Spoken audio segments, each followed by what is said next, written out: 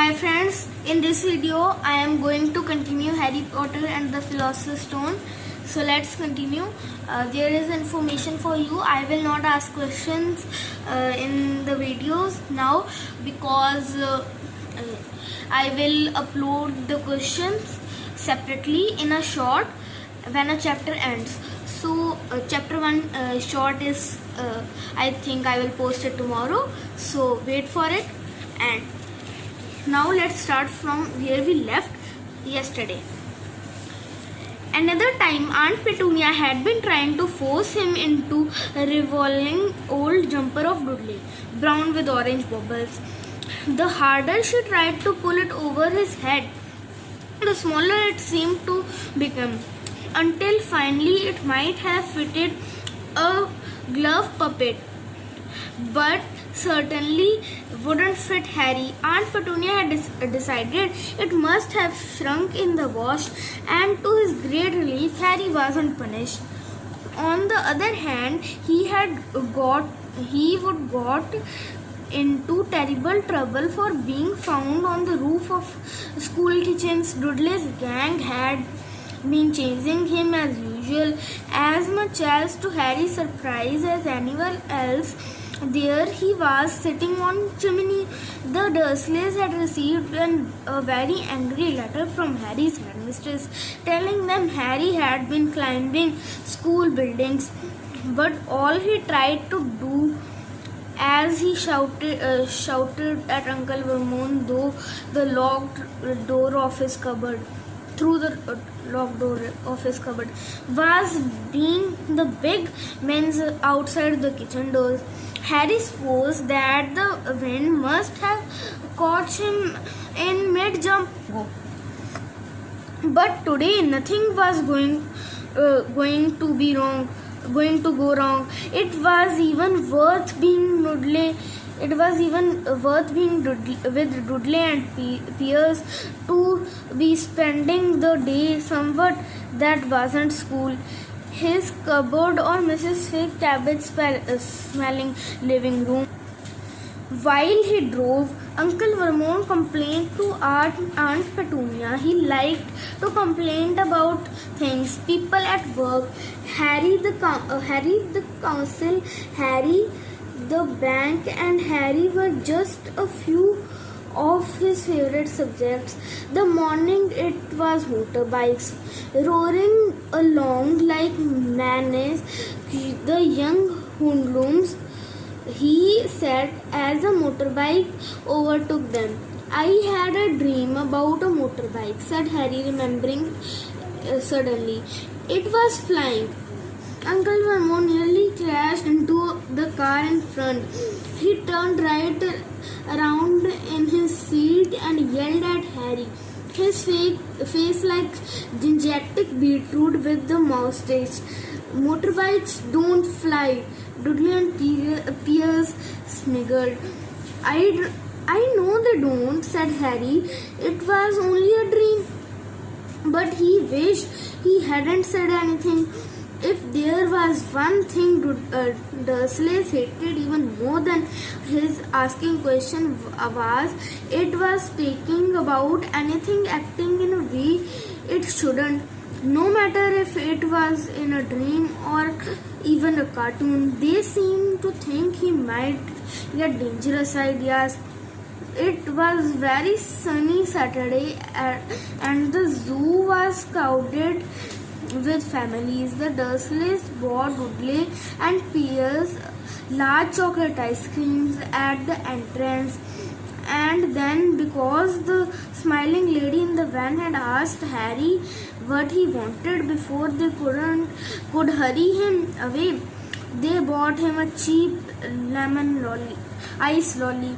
It wasn't bad either, Harry thought, licking it as they watched Gorilla scratching his head and looking remarkably like Dudley, except that it wasn't blonde. Harry had the best morning he would had in a long time. He was careful to walk a little way apart from Dursley so that Dudley and Pierce, who were standing to get bored with the animals by the lunchtime, wouldn't fall back on their favorite hobby of hitting him. They ate in the zoo restaurant, and when Dudley had a tantrum because his Knickerbocker glory wasn't big enough, Uncle Vermont bought him another one, and Harry was allowed to finish the first one. Harry felt afterwards that he should have known it was all too good to last. After lunch, they went to Reptile House. It was cool and dark in there, with lit windows all around the wall. Behind the glasses, all sorts of lizards and snakes were crawling and slithering over bits of wood and stone. Dudley and Pierce wanted to see huge poisonous cobras and thick man-crushing pythons. Dudley quickly found the largest snake in the place. It could have wrapped its body twice around Uncle Vermont's car and crushed into a dustbin, but at the moment it didn't look in the mood. In fact, it was sleeping. Dudley stood with his nose pressed against the glass, staring at the glistening brown coils. Make it move, he whined at his father. Uncle Vermont tapped on the glass, but the snake didn't budge. Do it again, Dudley ordered. Uncle Vermont rapped the glass smartly with his knuckles, but the snake just soused on. This is boring, Dudley moaned. He shuffled away. Harry moved in front of the tank and looking instantly at the snake. He wouldn't have been surprised if it had died of boredom itself. No company expect stupid people drumming their fingers on the glass, trying to disturb it all day long. It was worse than having a cupboard as a bedroom, where only visitors was Aunt Petunia hammering on the door to wake you up. At least he got up to visit the rest of the house. The snake suddenly opened its beady eyes. Slowly, very slowly, it raised its head until its eyes were on a level with Harry. It winked. Harry stared. Then he looked quickly around to see if anyone was watching. They weren't. He looked back at back of the snake and winked too. So, go. The snake jerked its head towards Uncle Vermont and Dudley. Then he raised its eyes to the ceiling. It gave Harry a look that said quite plain, "I get that all the time." "I know," Harry murmured through the glass, though he wasn't sure the snake could hear him. "It must be really annoying." The snake nodded vigorously. "Where do you come from anyway?" Harry asked. The snake jabbed at its tail at a little sign next to the glass. Harry peered at it. "Boa Constrictor, Brazil." "Was it nice there?" The boa constrictor jabbed its tail at a sign again, and Harry read on. The specimen was bred in the zoo. "Oh, I see. You have never been to Brazil." As the snake shook its head, a defeating shot behind Harry made both of them jump. "Dudley, Mr. Dursley, come and look at the snake. You won't believe what's doing. It's doing." Dudley came waddling towards them as fast as he could.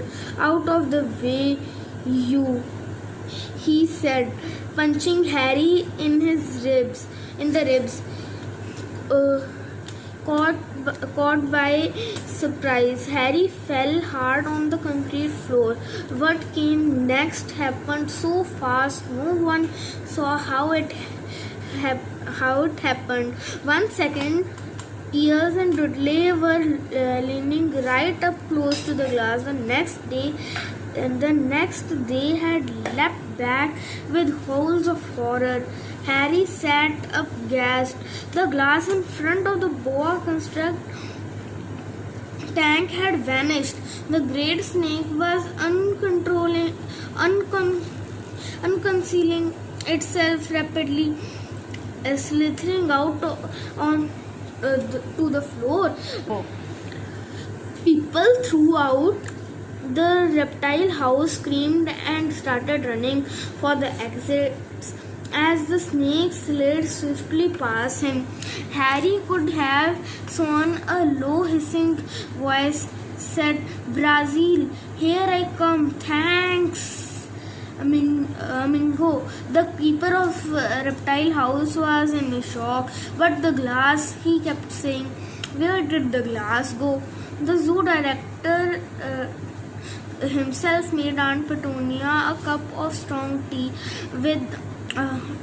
while he apologized over and over again. Piers and Dudley could only gibber. As far as Harry had seen, the snake hadn't done anything except snap playful at their heels as it passed. But by the time they were all back in Uncle Vermon's car, Dudley was telling them how it had nearly bitten off his leg, while Piers was swarming. It had tried to squeeze him to death. But worst of all, for Harry at least, was Piers calming down enough to say, Harry was talking to it. Weren't you, Harry? Uncle Vermont waited until Piers was safely out of the house before